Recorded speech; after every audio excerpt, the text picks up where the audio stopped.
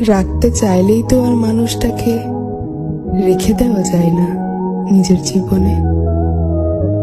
মানুষ তো গৃহপালিত পাখি কিংবা পশু নয় যে তার ইচ্ছে না থাকলেও খাঁচায় বন্দি করে আজীবনের তরে তাকে নিজের করে রেখে দেওয়া যাবে। পাশের মানুষটারই যদি একসাথে চলার ইচ্ছেটা ফুরিয়ে আসে, যদি সে নিজে থেকেই পর হয়ে যেতে চায়, তবে তো আর তার সাথে পথ চলা কিংবা তাকে ঘিরে তৈরি হওয়া সম্পর্কটা ধরে রাখার কোনো উপায়ই থাকে না।